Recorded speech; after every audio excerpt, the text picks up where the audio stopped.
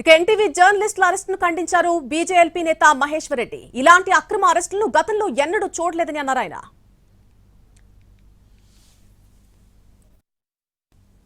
ప్రభుత్వం పూర్తిగా మీడియా హక్కుల్ని కాలరాస్తూ మరి ఛానల్స్ మీద మీడియా సంస్థల మీద ఈ రకమైన దాడి చేయడం ఇది దౌర్భాగ్యం.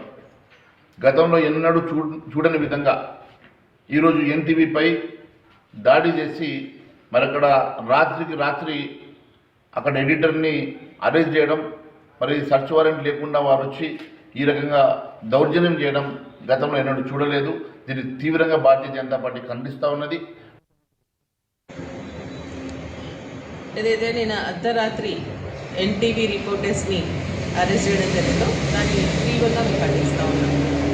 ఎందుకంటే పండుగ పూట ఫ్యామిలీతో బయటికి వెళ్తున్నటువంటి ఒకతన్ని మరి అదేవిధంగా తన పనిని కంప్లీట్ చేసుకొని వెళ్తున్నటువంటి ఇంకొకతన్ని రాత్రి అర్ధరాత్రి పూట అరెస్ట్ చేయాల్సినటువంటి అవసరం ఏమొచ్చిందో అర్థమవుతలేదు. నిజంగా ఈ ప్రభుత్వం జర్నలిస్టుల మీద కక్ష సాధింపు చర్య చేపడుతున్నాయి. ఒకవేళ ఏదైనా కథనాలు వస్తే ఆ కథనాలకు సంబంధించినటువంటి దానిపైన నోటీసులు ఇచ్చి తర్వాత అరెస్ట్ చేస్తారు. కానీ ఈ ప్రభుత్వం ఏందే నోటీస్ తీయకుండా ప్రాపర్ ఛానల్గా వెళ్లకుండా వెళ్ళి అరెస్ట్ చేయడం ఎంతవరకు సమంజసం అని చెప్పేసి అడుగుతాను. ప్రజాస్వామ్యాన్ని కూనీ చేయడమే.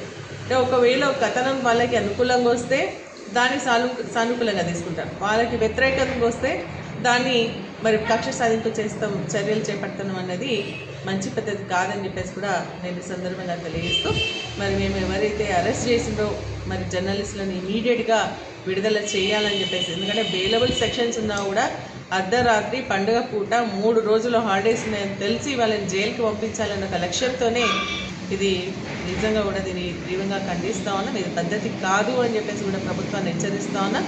అరెస్ట్ చేసినటువంటి వాళ్ళని ఇమీడియట్గా బేషరతుగా విడుదల చేయాలని, ప్రాపర్ ఛానల్గా వెళ్ళాలని చెప్పేసి కూడా ఈ సందర్భంగా